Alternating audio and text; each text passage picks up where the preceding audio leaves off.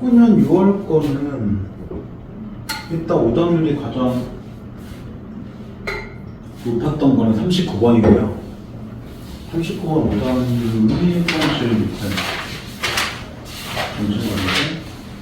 근데 39, 40, 41, 42 오답률이 좀 비슷해요. 다. 뭐냐면 이제 얘네들 보면 이제 40번도 오답수기 세 번째, 그 다음에 41번 오답률이 한 8번째 이렇게 되거든요. 그러니까 얘네들 지문 자체가 앞에 보면 뭐였더라? 그 20도 24를 보면 지문이 생각보다 길어요. 소설 하나하고 지금 시나리오 갖다 붙여주면서 지문 하나 길게 들어가면서 뒤에 있는 사회 지문 자체를 거의 못 읽었다는 느낌. 그래서 좀 오답률이 이고 문학의 오답률 가장 높았던 거는 23번. 여기가 오답률이 가장 높습니다. 일단 뭐 그렇고요. 문법의 오답률이 가장 높은 거는 13번. 13번 오답률이 가장 높아요. 근데 사실 13번 오답률이 높아야 될 이유가 없어요. 사실은. 근데 이상하게 오답률이 좀 높았고요. 그 외에 좀 필요한 문제는 12번. 요거하고 14번인데 사실 14번은 문제가 너무 쉬워서 이걸 따로 보진 않겠습니다. 14번은 문제가 좀 쉽게 나와서 이거는 보진 않을게요. 그래서 문제는 12번, 13번, 문법은 이 두 개하고 딱 15번 이렇게 중세국어만 볼게요. 일단은 13번은 문제 자체는 좋지만 예문이 너무 쉬워서 따로 보진 않겠습니다. 그 외에는 나머지 질문 없으면 오답률의 근거에서 보든지 하겠습니다. 자, 일단 12번을 보세요. 12번은 중의적 문장이라는 것 자체가 결국은 의미가 두 가지 이상으로 되는 거기 때문에 실제로는 좋은 문장 자체가 아닌 거잖아요. 그리고 이 중의적 문장은 지금 요새 계속 나오고 있긴 하죠. 그리고 맨 처음에 지문에서도 하나의 언어 표현이 두 개 이상의 의미를 나타내는 현상은 중의성이라고 얘기한다. 근데 그건 이제 유형화시켜 놓은 것 뿐인데, 그러면 12번에 보기에 볼 때 5개의 문장은 전부 다 중의적인 문장이라고 일단 까는 거예요. 아예 그렇게 되는 거겠습니까? 이게 중의적인지 아닌지를 우리가 해봐야 되는데, 첫 번째 길이 없다는 거는 도로일 수도 있고, 아니면 도로가 아니라 자신의 어떤 뭐 상황이나 이런 거에 연결시켜서 의미가 파악도 될 수 있다는 거죠. 그래서 1번을 볼 때 단어 바꿔서 도로가 없다고 하면 상황에 대한 게 빠지고 딱 도로로 한정되니까 알맞게 고친 거예요. 두 번째, 착한 주의에 동생을 만든다. 이렇게 되면 이게 착한이라는 형태가 주의가 착한 건지 아니면 주의의 동생이 착한 건지를 알 수가 없잖아요. 그렇기 때문에 어순 바꿔서 주의에 착한 동생을 만났다. 이렇게 되면 항상 우리말의 수식의 범위는 무조건 오른쪽으로만 가게 돼 있어요. 그러면 주의는 더 이상 착하지 않은 거죠. 밑에 2번처럼 본다면 동생만 착한 거예요. 그러면 중의성이 깨졌어요. 세 번째, 나는 영어와 민주를 보았다라고 하면 나는 영어와 민주를 각각 본 건지 아니면 나는 영어와 함께 민주를 본 건지 이걸 알 수가 없잖아요. 그래서 쉼표를 사용하면 나는 영어와 민주를 따로따로 보았다. 뭐 이런 의미가 되는 건 영어와 함께 민주를 보았다. 이 의미가 깨지게 되어 있죠. 그러니까 얘 쉼표 사용해서 중의성 깨진 거고. 그 다음 네 번째, 회원들이 다 오지 않았다라고 하면 이게 한 명도 안 온 건지 일부가 안 온 건지 알 수가 없으니까 밑에처럼 조사 사용해서 는 하나 붙였죠. 그럼 다는 오지 않았다 이렇게 되면 일부만 왔다는 의미로 한정돼 있어요. 근데 마지막, 학생들이 컴퓨터 한 대를 사용한다라고 하면 이게 중의적인 이유는 학생들이 각각 컴퓨터를 한 대씩 사용하고 있는 건지 아니면 학생들이 컴퓨터 한 대를 다 돌면서 같이 사용하고 있는 건지 이걸 알 수가 없어요. 그래서 단어 추가해서 이음에 보면 모든을 갖다 집어넣죠. 나머지 문장 똑같으니까 안 써도 되는데, 근데 모든 집어넣어봤자 여전히 중의적 의미는 두 개 그냥 가죠. 그러니까 이렇게 모든 집어넣어봤자 중의성 자체는 여전히 해소가 안 돼요. 대신 단어 추가하는 건 맞기는 해요. 그렇게 해서 바꿀 수도 있고. 그럼 이거는 학생들이 컴퓨터 한 대를 각자 사용한다. 이렇게 집어넣어버리면 한 대씩 따로따로 사용하는구나 이런 식으로 확인될 수 있는 게 나오잖아요. 아니면 한 대의 컴퓨터를 학생들이 다 같이 사용한다. 뭐 이렇게 하거나 이렇게 단어를 추가해주면 바뀔 수 있습니다. 그래서 정답 5번 이렇게 되는 거고, 이게 앞에 이제 그 세 가지 중의성에 맞춰서 본다는 건데, 보통은 이렇게 5개의 문장이 잘 안 나와요. 근데 내년부터는 거의 이렇게 나올 겁니다. 한 문제는. 자, 그 다음 13번. 13번은 그냥 정답만 볼게요. 나머지 뭐 그렇게 복잡하지 않으니까, 교재단을 추겨서 너무 많이 보니까 이건 그냥 1번만 볼게요. 왜냐면 이게 다 발음을 보여줬기 때문에 별로 복잡하지 않아요. 있느라라고 나오고, 그 다음에 있느라라고 나왔잖아요. 그럼 딱 봐도 여기서 니을 자체는 탈락을 한 거죠. 그럼 여기에서 니은 자체가 되는 거고, 그 다음 기억 자체가 여기서 이음으로 바뀌었으니까 교체가 된 거죠. 그러면 여기에 기억이 들어가요. 그러니까 순서를 맞춘다면 뭐 니은 기억, 기억 니은 상관없지만 어쨌든 이렇게 두 가지 자체가 일어나는데 어쨌든 탈락이 먼저 나오고 교체가 나중에 나오겠죠. 이런 식으로 가는 겁니다. 나머지는 발음탕에서 볼 때 하나씩 안 맞죠. 근데 여기서 이제 하나 정도만 볼게요. 하나 정도만. 혹시나 해서 3번만 볼게요. 3번만. 3번에 이렇게 나오는데 발음할 때 보면 이렇게 되겠죠. 그럼 일단 이음 자체가 니은 됐으니까 이거는 첨가죠. 그리고 첨가는 반드시 종류가 니은 첨가밖에 없다는 거 알아야 돼요. 리을 첨가나 이런 건 존재하지 않습니다. 그런 거고, 그 다음에 시옷 자체가 바로 니은으로 가는 거는 답이 안 나오죠. 왜냐면 디귿을 거쳐서 다시 니은 되게 되어 있으니까. 물론 이걸 모른다고 쳐도 어쨌든 여기서 뭐가 일어나요? 교체가 일어나요. 기본적으로. 물론 수를 생각하면 교체가 2번 일어나는 게 맞겠지만, 지금 이거는 몇 번 일어났다를 물어보진 않은 거니까 그냥 교체, 그 다음 첨가 이렇게만 되면 되는 거죠. 근데 어쨌든 음절의 끝쓰리 규칙을 들어가게 기역, 니은, 디귿, 리을, 니은, 비읍, 이음이 있기 때문에 이렇게 시옷 자체가 디귿으로 갔다가 니은 되는 거지, 대표음이 디귿이잖아요. 바로 니은을 되는 거는 말이 안 된다는 거죠. 그래서 교체 들어가는 것들을 보면 뭐 그런 거 있잖아요. 음절의 끝쓰리 규칙, 그 다음에 비음악, 그 다음 음악, 그 다음 왼소리 내기, 그 다음 부계음악, 이렇게까지가 전부 다 교체 종류로 나오고 알고는 있어야 돼요. 왜? 이번 중간고사 그대로 시험 범위에 들어갈 거니까요. 중간고사 이렇게 안 나올 겁니다.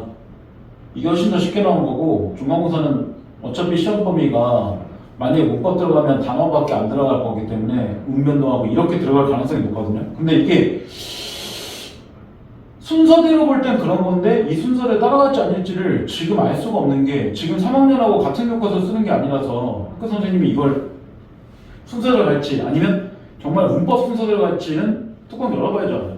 근데 어쨌든 전체 문법의 편제에서는 얘가 맨 처음이기 때문에 보통 비음화, 이음화 이렇게 빼서 나올 것도 이렇게 크게 안 나와요. 근데 어쨌든 그렇다. 그래도 이게 보이지 않는 것들이 좀 존재하는 거고, 반드시 개수나 이런 거를 물어보는 문제가 나올 수도 있다. 이 정도 좀 연구하는 게 맞긴 합니다. 자, 그 다음 이제 15번으로 넘어가네요. 15번은 중대국어의 주체 높임과 객체 높임법. 이거는 문제 매력이 없는 게 아예 주체 높임에 들어가는 형태하고 객체 높임에 들어가는 형태를 설명을 다 해주세요. 이 정도는 되게 친절한 거죠. 그래서 주체 높임이나 문장의 주어에 해당되는 대상을 높이는 것이고, 주체 높임은 주로 선어머럼이 시샤를 통해서 실현되고 있으며 특수어이나 조사에 의해서 실현되기도 한다. 그 다음 객체 높임은 문장의 목적어나 부사어에 해당되는 대상을 높이는 것이다. 이 정의는 중세나 현대국어 다 똑같아요. 항상. 객체 높임법은 주로 선어머럼이 삽작, 반침을 통해서 실현되는데 특수어이나 조사에 의해서 실현되기도 한다. 현대국어하고 차이점은 뭐냐면 선어머럼이가 모양이 다른 거죠. 특수어를 쓰는 거는 현대국어도 똑같은 거니까요. 자, 그럼 이제 기억을 보면 A에서 주체 높임은 실현되었으나 그 주체가 생략되었다 라고 나오죠. 세존의 안보를 여쭙고 이르시되 무슨 까닭 오셨습니까? 이 문장에 지금 주어가 없죠. 그거 맞아요. 그리고 안보를 여쭙다라고 했으니까 말 그대로 철수가 세존의 안보를 여쭙다 이렇게 가는 거잖아요. 그러면 여기서 철수라는 주어 자체가 생략되는 게 맞죠. 그 다음 기억에서 선어머러미를 사용해서 객체 높임이 실현되었다 라고 나오는데 선어머러미 니르샤데 뭐 이런 거 나오네. 그 다음에 묻잡고 이런 거 나오니까 여기는 주체 높임에 들어가는 선어머러미 되고 묻잡고를 통해서 객체 높임의 선어머러미도 존재되죠. 그러니까 이번도 정답 아니고. 세 번째, 기억에 비해서는 주체의 높임이 약한 선어머러미가 사용되었다. 그래서 C가 나왔죠. 이건 뭐 현대국어가 똑같으니까. 그 다음 네 번째, 미은에서 특수어를 사용해서 아들을 존재했다. 근데 내 아들이 각각 어머님을 모시다. 이렇게 나왔죠. 그럼 여기서 높임 대상은 아들이 아니라 어머니잖아요. 목적을 높이고 있는 거죠. 그래 정답 4번. 왜냐 아들을 높일 필요는 없으니까요. 그래서 정답은 되게 쉬워요. 그냥 현대국어로 접근하면. 그 다음 마지막. 그래서 어머니를 높이기 위해서 선어머러미 사용했다. 그래서 반치음 나온 거 나오잖아요. 삽이라고. 이게 고3 문제에서는 그게 빠져요. 주체와 객체에 들어가는 선어머러미들을 안 보여줘 잘. 그러니까 2학년 때까지 몇 번 보여주면 특히 수능 같은 데에서 나올 때 얘네가 주체과 객체 높임에 대한 기본적 선어머리 정도는 공부하고 오겠지 이렇게 생각해서 아예 이걸 빼버려요. 근데 이걸 안 외우고 있어도 문제를 맞출 수 있어요. 왜? 어차피 현대국어하고 비교해서 그냥 올라가면 되는 거예요. 그래서 굳이 외우지 않아도 되긴 하지만 문제 많이 하다 보면 결국은 귀찮아서 외우게 되긴 해요. 뭐 그런 거고. 일단 문법은 이렇게만 봐도 될 것 같고요. 혹시 질문할 문제 있나요? 질문할 문제 있을까요?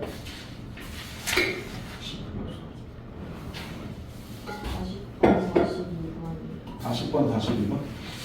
자, 그 물지문을 한번 전체적으로 볼게요. 38번은 딱히 안 봐도 될 것 같은데 문제들이 연결돼서 39, 40, 40, 41 이렇게 네 문제를 같이 볼게요. 요건 지문 좀 읽고 갈게요. 안 읽으면 이거 답이 안 나와서. 이게 39는 만약에 선지가 바뀌었으면 답을 찾는데 조금 시간이 걸리는데 39번은 2번 선지가 사실 정답이 너무 명확하기 때문에 그런 거고 40번은 좀 추론하는 게 필요해요. 그리고 문제 41번과 42번이 어떻게 보면 살짝 연결되어 있긴 해요. 살짝. 자, 첫 번째, 물가란 시장에서 거래되는 개별 상품의 가격을 종합해서 평균한 것으로 물가 변동은 전반적인 상품의 가격 변동을 나타낸다. 근데 물가라는 말은 물건 가격이니까 이건 너무 많이 얘기했죠. 물가지수는 이러한 물가 변동을 알기 쉽게 지수화한 경제지표를 일컫는다. 이런 지수는 기준이 되는 시점의 수치를 100으로 해서 비교 시점의 수치를 나타내는 것인데 이를테면 어느 특정 시점의 물가지수가 115라고 한다면 이는 기준 시점보다 물가 수준 자체가 15% 정도 높다는 것을 의미한다. 그래서 1분 단위를 가지고 볼 때 이 물가지수에 대한 간단한 정의 내렸죠. 그래서 기준되는 시점의 수치 자체를 그냥 100으로 한다. 그리고 하나 얘가 나오잖아요. 그래서 만약에 물가지수 자체가 115라고 얘기한다면 이거는 결국은 15%인 것과 같다. 그럼 100인 상태가 딱 좋은 걸 수도 있겠네. 어떻게 보면 0의 상태를 만약에 기준을 준다면 뭐 그런 얘기잖아요. 그러니까 1분단 사실 별로 중요한 얘기가 없어요. 앞으로 이제 물가지수에 대한 얘기를 할 거야. 이 얘기만 할 거니까. 자, 두 번째, 물가지수를 정확하게 측정하기 위해서는 모든 물건과 서비스의 가격의 변동을 조사해야 되지만 이는 현저히 불가능하다. 왜 불가능한지 설명하지 않지만 두 가지 이유가 있죠. 일단 물건이 너무 많고 또 하나는 물건들은 또 다른 것들이 생산될 수 있으니까 어느 측정에 잘맞춰 또 확인해야 되는 게 있으니까 모든 물건들을 하는 건 일단 물리적인 시간들이 안 맞다는 얘기예요. 그래서 정부는 일정 기준에 의해서 선정된 대표 품목만을 대상으로 가격을 조사해서 물가지수를 구한다. 이때 선정된 품목들의 가격지수부터 구하게 되는데 가격지수란 기준이 되는 시점에서 개별 상품의 가격 변동을 지수로 나타낸 수치를 말한다. 그러면 두 번째에서는 가격지수에 대한 정의를 내렸죠. 이처럼 선정된 품목들의 개별 가격지수의 합을 평균하는 방법으로 물가 수준의 변화를 파악하는 것을 단순물가지수라고 얘기합니다. 그러나 모든 품목이 전체 물가에 동일한 영향을 주는 것으로 전제하기 때문에 이건 그냥 전제를 그렇게 하는 것뿐이죠. 왜냐면 아까 첫 번째, 두 번째 줄처럼 현실적으로 모든 물품을 조사할 수 없기 때문에 대표 품목만 하는 거니까 대표 품목을 가지고 나머지도 그냥 그렇게 간다라고 정의 내리고 간다는 얘기예요. 그래서 단순물가지도 현실적인 물가 상승률을 드러내는데 한계가 있다. 왜? 방금 얘기처럼 모든 물건을 실제로 조사한 건 아니니까 단점을 좀 준다는 거죠. 따라서 해당 품목이 차지하는 중요도에 따라 가격지수의 가중치를 부여해서 체감물가에 근접한 결과를 측정하고자 하는데 이때 품목별 가중치를 가격지수에 곱한 후 합하여 얻어지는 값을 가중물가지수라고 얘기합니다. 이런 가중물가지수는 거래 비중이 큰 물건의 가격 변동이 물가지수에 더 많이 영향을 미치도록 계산하는 것이다. 그럼 두 번째 문단에서 크게 얘기하는 거는 가격지수, 그 다음에 단순물가지수. 뭔 소리지? 그 다음 마지막에 가중물가지수. 이런 걸 얘기하는 거죠. 이거를 하나하나 다 머릿속에 기억하면 좋겠지만 일단 지문들이 좀 길고 보여주는 개념 자체가 세 개잖아요. 그러니까 어쨌든 이 세 개를 얘기할 때는 그냥 두 번째 문단 같이 찾아가줘야 돼요. 어쨌든 간단하게 정의되면 가격지수는 어떤 기준되는 시점, 하나의 시점 자체를 정하고 그때 개별 상품의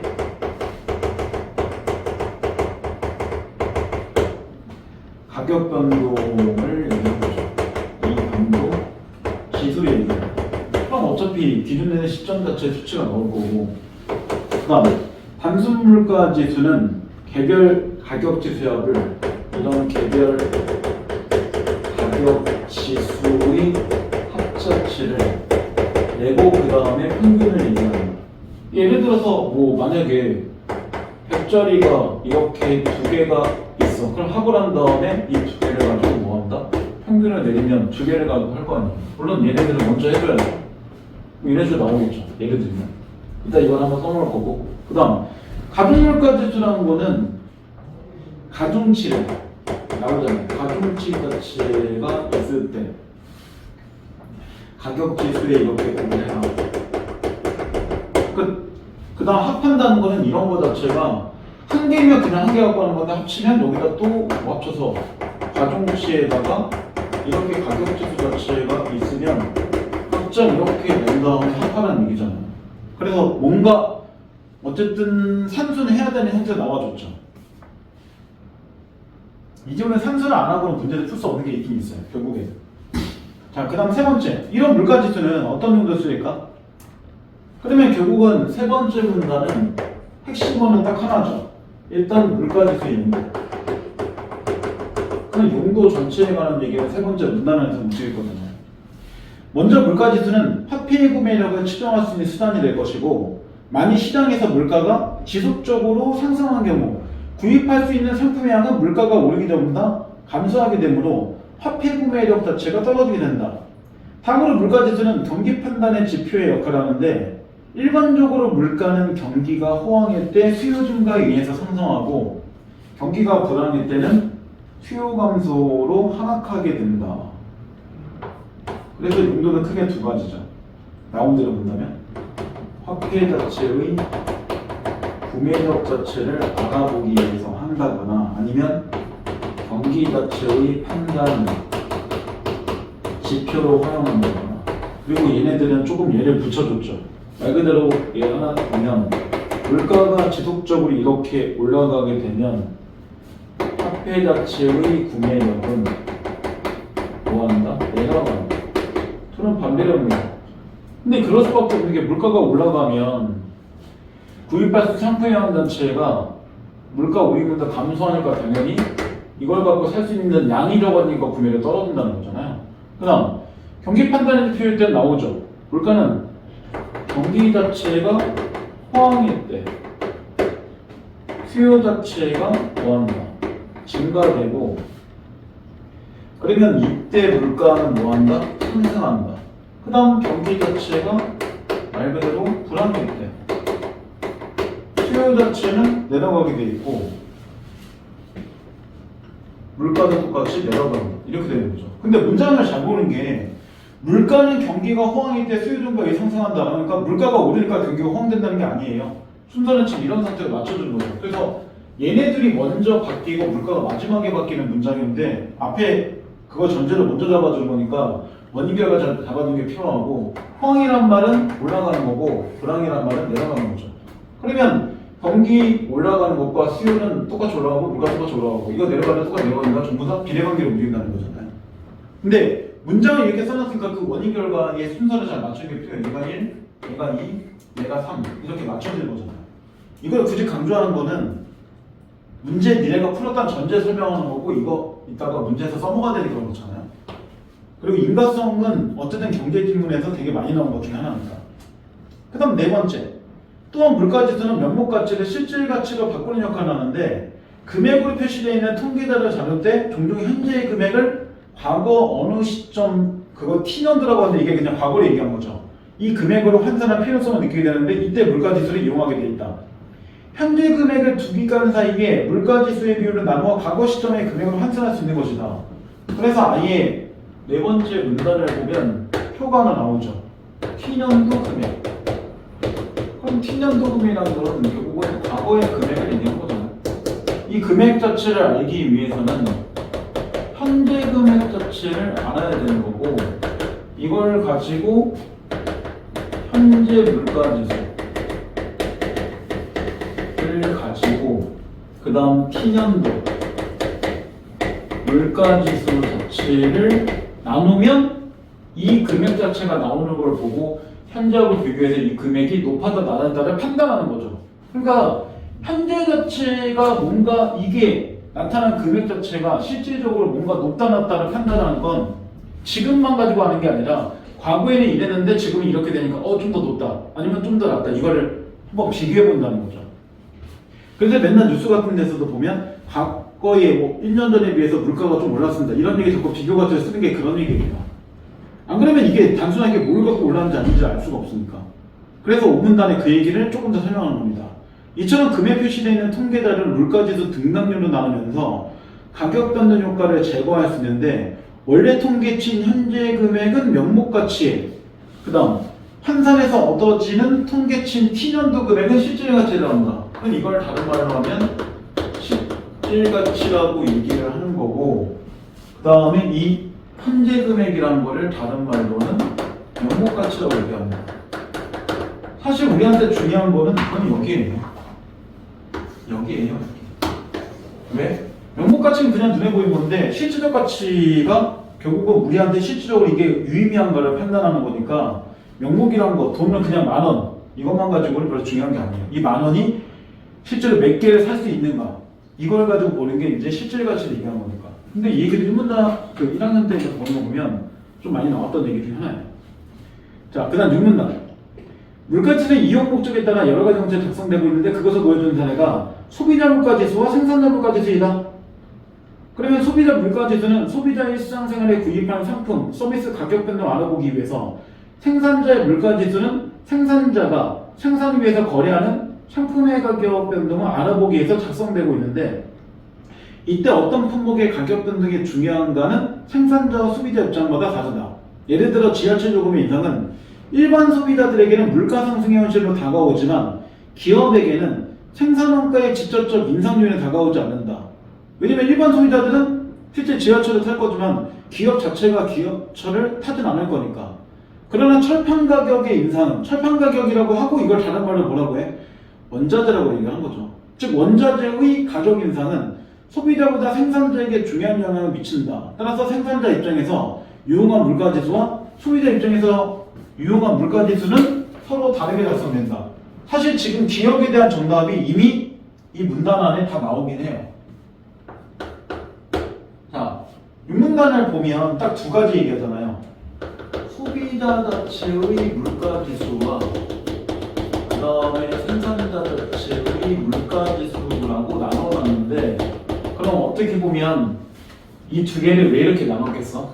소비자가 생각하는 물가지수라는 것과 생산자가 생각하는 물가지수는 같은 게 아닐 거라는 얘기잖아요. 같을 거면 그냥 물가지수라 얘기하지 둘이 나눌 이유가 없으니까. 그리고 여기는 소비자 입장의 물가지수는 얘네들이 일상에서 구입하는 상품 자체를 얘기를 한 거고, 생산자 물가지수는 그걸 얘기하는 게 아니라 생산자가 생산을 위해 거래하는 가격 변동, 생산을 위해서 거래하는 상품의 가격 변동, 뭐 이렇게 연결되잖아.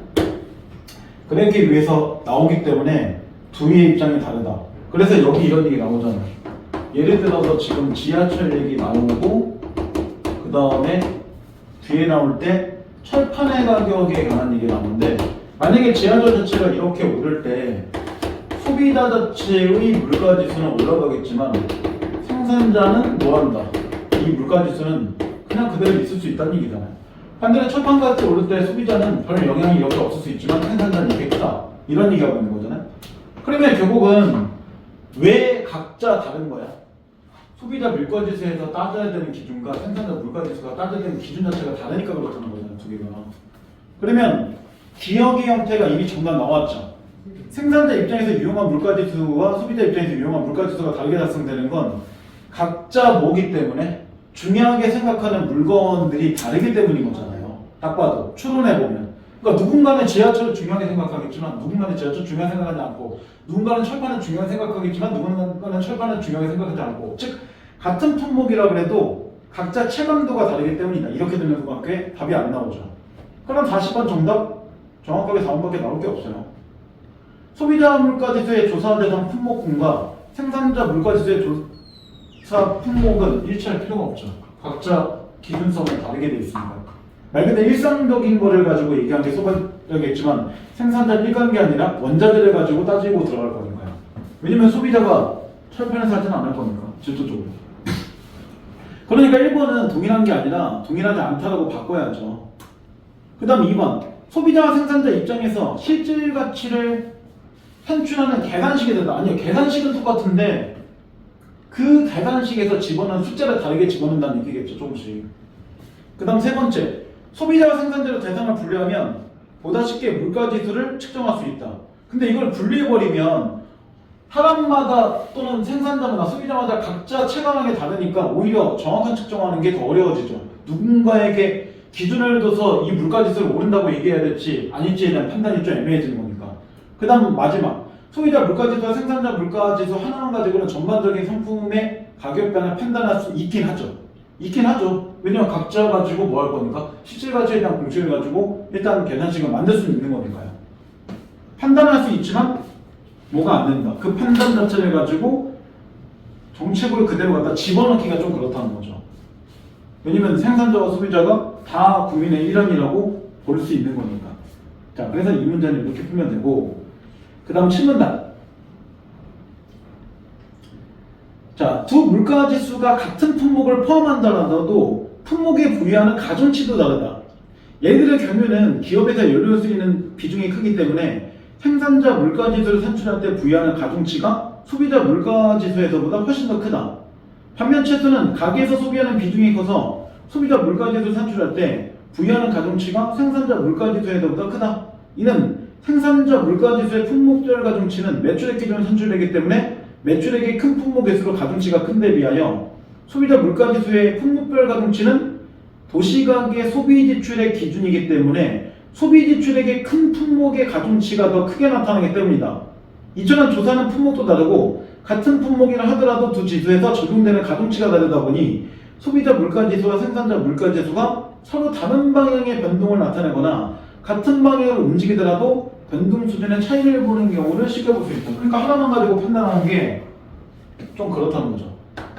실문단은 가중치 얘기로 끝나는 건데 이 가중치도 지금 나눠놨잖아요. 소비자 입장에서 보는 가중치, 그 다음 생산자 입장에서 보는 가중치, 이렇게 나눠놨어.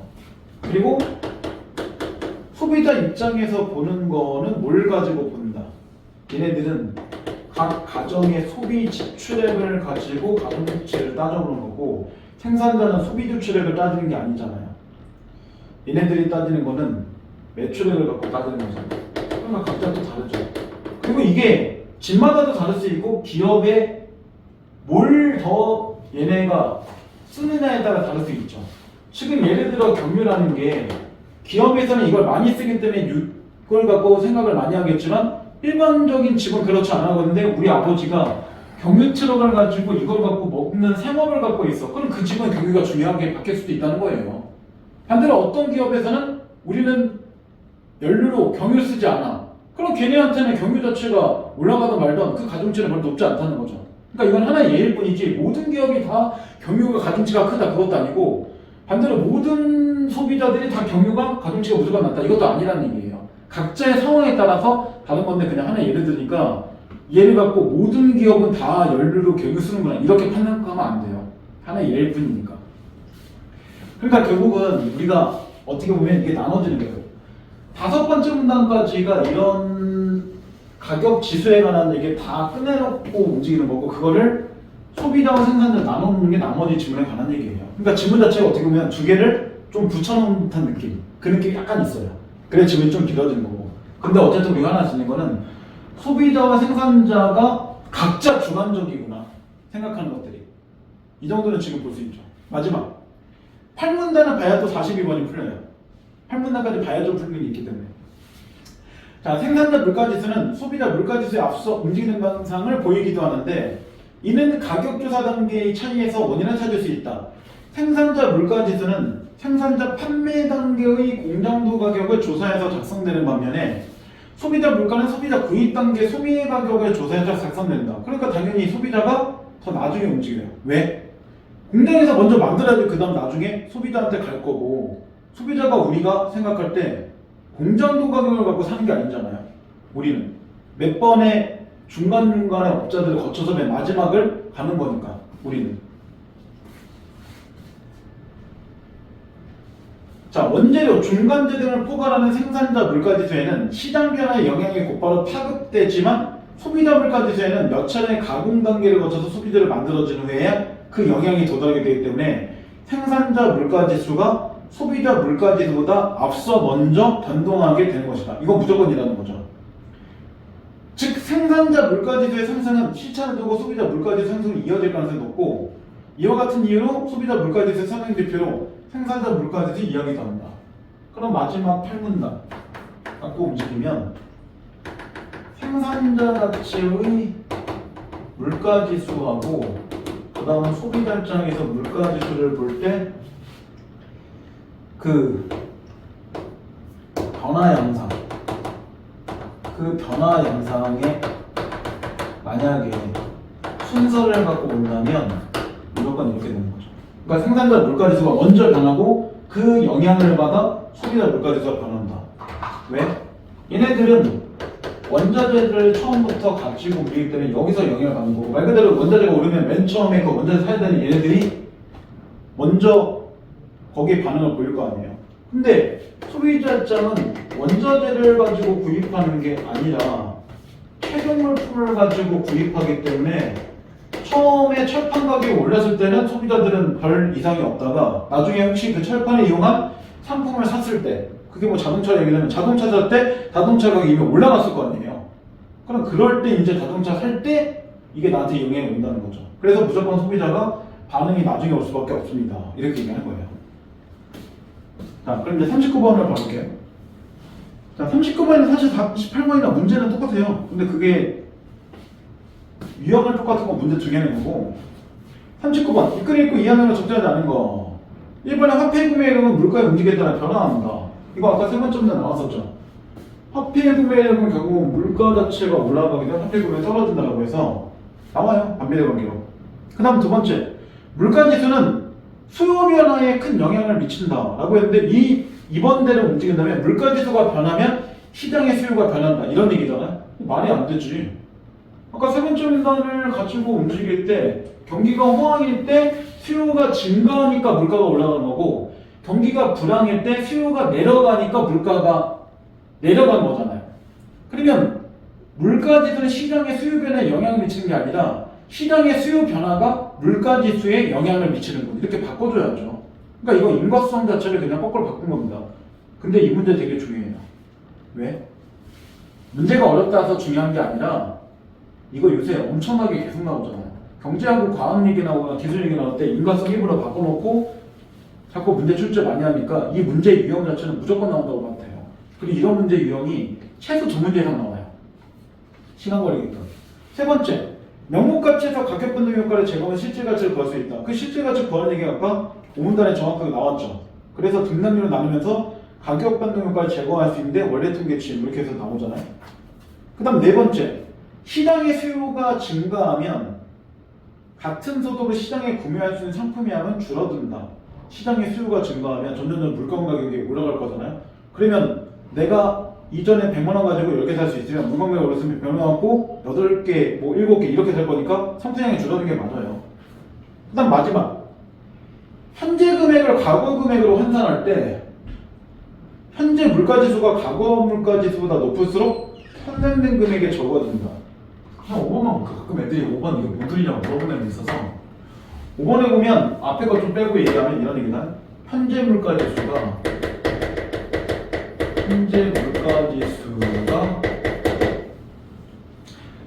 과거 물가지수보다 높을수록 이 과거 물가지수가 신년도 물가지수를 얘기하는 거죠. 높을수록 환산금액 자체가 적다 이렇게 나오거든요. 이게 그냥 이 표 이용하면 돼요. 쉽게 가면 이 표를 볼 때 어차피 T년도 금액이라고 나온 거잖아요. 저런 식으로 이거 환산 금액을 얘기한 거잖아요. 그러면 말 그대로 하나씩 이렇게 해놓고 현재 금액을 똑같이 이렇게 해놓고 여기를 그냥 똑같이 맞춰주고 그 다음 여기 숫자만 말 그대로 그냥 2, 3 이렇게 바꾸면 되는 거잖아요. 그러면 2에서 3 이렇게 하면 어차피 뭐 할 거야? 이거 먼저 하고 그 다음 나중에 이걸 갖고 나눠야 되는 거잖아요. 결국은 순서를 보면 그러면 결국은 이거 나누기니까 뒤집어질 거니까 결국은 분모 자체가 밑에 실제로 현재 물가지수 자체를 상환했을 때 결국은 더 커질 수밖에 없으니까 2분의 1, 3분의 1 비교하면 당연히 3분의 1이 더 작은 방향 나올 거 아니에요. 맨 마지막 형태가 그렇게 하면 되겠죠. 그러니까 만약에 2번음이 바뀌었으면 5번에서 최소한 표를 가지고 다 똑같은데 물가지수만 하나만 2, 하나만 3 이런 식으로 집어넣어서 간단하게 그냥 암산해보면 되죠. 이거 뭐 암산이라고 얘기하기도 그렇고 그리고 숫자는 가급적이면 큰 숫자 집어넣지 말고 그냥 짝수 형태로 제일 작은 것들 10, 20 뭐 이런 식 안으로 그냥 집어넣는 게 제일 편해요. 그래야지 빨리빨리 하고 끝나는 거니까. 근데 이거는 표를 대놓고 보여주고 갔기 때문에 딱 위의 형태의 현재 물가지수만 다른 숫자 집어넣고 나머지는 똑같은 숫자 대입하면 쉽게 나옵니다. 자 이제 41번 자꾸 이제 삼수 형태 나올 거고 41번은 분명히 소비자 물가지수예요. 이거 지워도 될 것 같고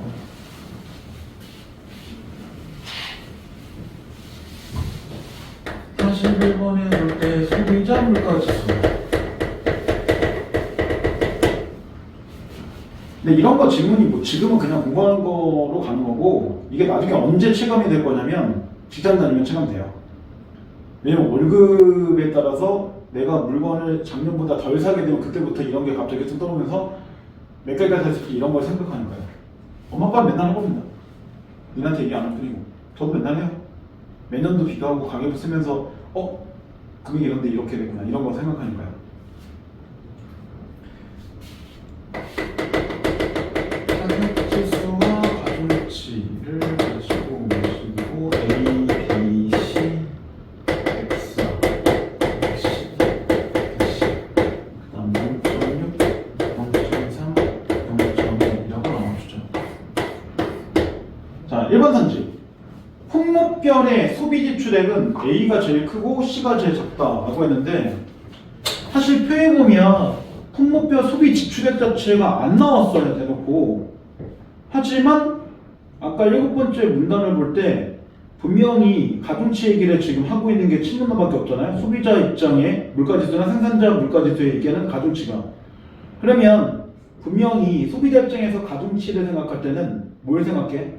그 자기 지출액을 가지고 얘기하고 움직이는데 그럼 가중치와 폭력적 소비 지출액은 서로 같다는 얘기잖아요, 결국은. 그러면 무조건 가중치가 제일 큰 게 소비 지출액도 제일 크겠죠. 그러니까 0.6이 제일 크고 0.2이 제일 작을 겁니다, 무조건. 그러니까 1번 탈락. 이건 뭐 계산한 게 아니죠. 두 번째, 단순 물가 지수를 사용하면 소비자 물가 지수는 108이다 라고 했는데 단순 물가 지수는 분명히 두 번째 문단에서 각자 합을 가지고 평균을 내라고 했죠. 그러니까 104, 110, 110을 그냥 더하는 게 아니에요. 이걸 더한 다음에 그러면 아마 314가 나오겠죠. 그러면 이걸 가지고 다시 3으로 나눠야겠죠. 그럼 108이 딱 나와요. 간단하지만 어쨌든 산전에 하긴 해야 되는 거. 그러면 2번 정답 아니죠? 세 번째, 단순 물가 지수는 B와 C의 가격 변동이 전체 물가에 동일한 영향을 준다고 가정한다. 이게 두 번째 문단에서 보면 나오죠. 모든 물품이 전체 물가, 즉 동일한 영향을 주는 거를 전제하고 간다라고. 그러니까 당연히 이 변동이면 전체 물가에 영향을 준다고 전제를 한 게 맞아요. 그래서 일부러 처음에 이걸 보지 않아도 맨 처음에 가격을 전부 조사하는 건 안 되니까 대표 품목을 갖고 한다고 하면 대표 품목 자체가 바뀌면 나머지도 영향을 준다는 얘기로 추론도 가능하죠. 그러니까 중간에 안 찾고 처음에 두 번째 문단의 세 줄까지만 봐도 3번을 찾을 수 있어요. 네 번째, 단순 물가 지수는 지금 일단 108 나왔잖아요. 근데 가중 물가 지수 사용할 때보다 물가 상승이 높다라고 했는데 가중 물가 지수는 아까 두 번째 문단을 볼 때 가중치가 가격 지수를 각자 곱한 다음에 합하라고 그랬죠. 그러면 104에다가 0.6 곱하고 110에다 0.3 곱하고 110에다 0.1 곱하고 그런 다음에 각자 합을 하면 되죠. 간단하지만 산수하는 얘기잖아요. 만약에 그렇게 곱하고 한다면 단순 물가 지수는 108 나오겠지만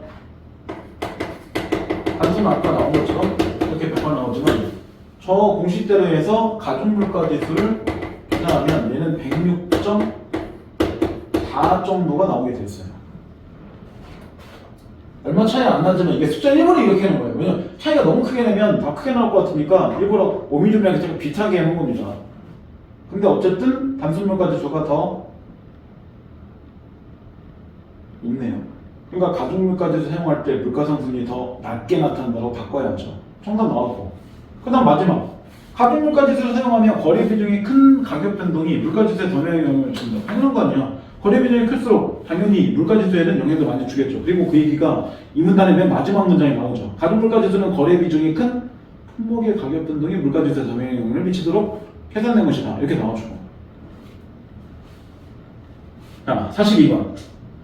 사실 그래서 42번에 3점 안 준 이유가 41번이 어쨌든 간단하지만 산수하는 형태가 필요하기 때문에 그런 것도 있어요.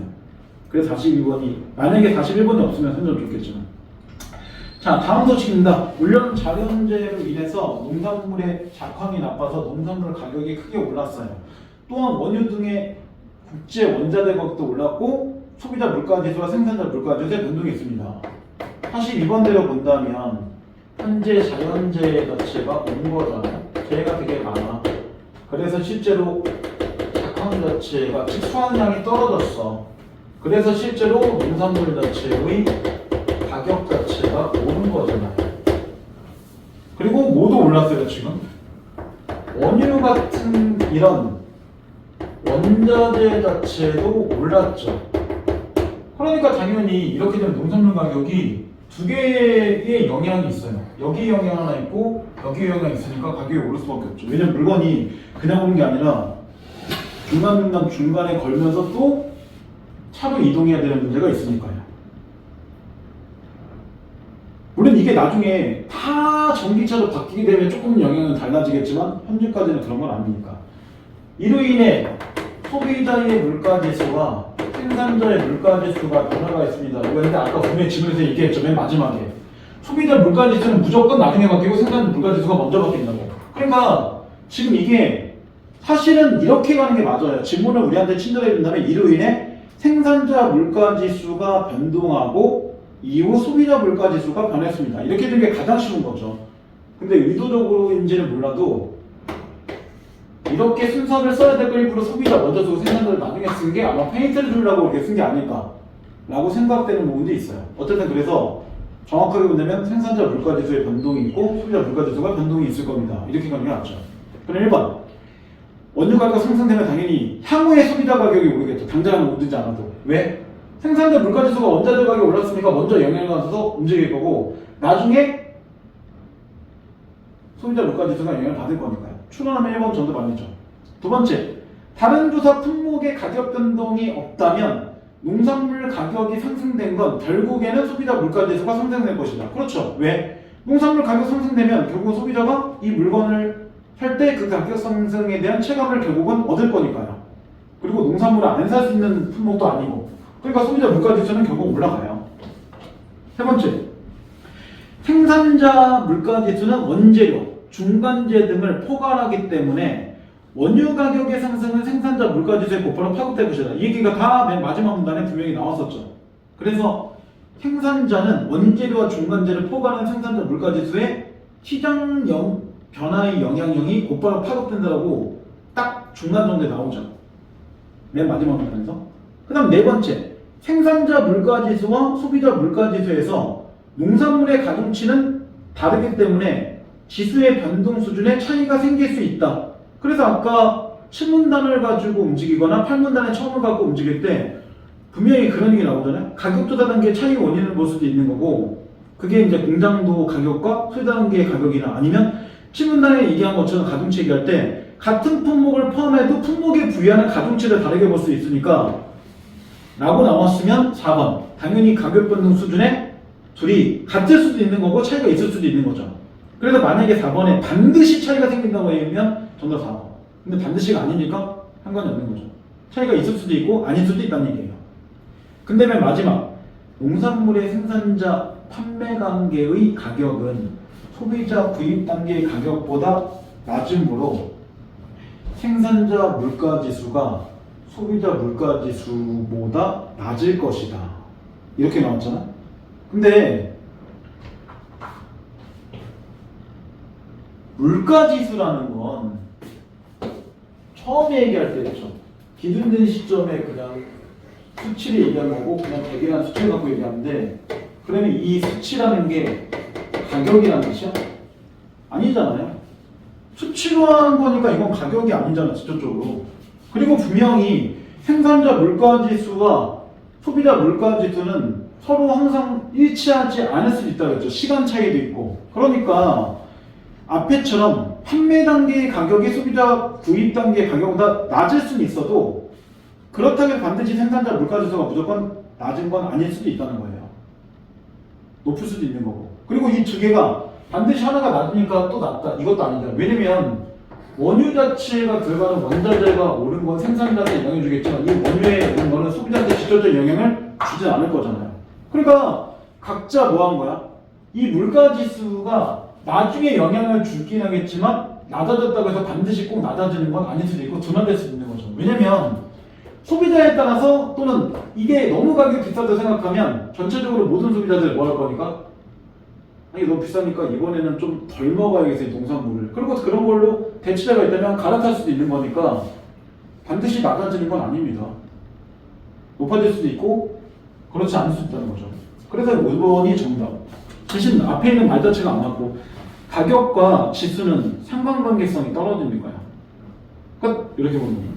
근데 이게 약간 헷갈리게 하는 게 가격과 지수가 같은 말인지 아닌지를 판단하는 게 좀 필요하긴 해요. 그리고 생산자가 생각하는 물가지수라는 것과 소비자가 생각하는 물가지수가 서로 같은 품목을 가지고 얘기하는 게 아닐 수도 있고 같은 품목 안에서도 서로 가중치를 다르게 보기 때문에 반드시 둘이 비례 상태로 움직이는 것도 아니에요. 이것도 안 맞죠. 왜냐면 어떤 집 같은 경우에는 전혀 농산물 안 먹으면 이거 영향이 없는 집도 있을 수 있으니까요. 아니 근데 아까 경유 얘기했잖아요. 우리 집은 차가 없어. 그 영향이 없어요. 근데 그런 것까지 따져보는 거. 자, 여기까지 할게요. 지금 기본.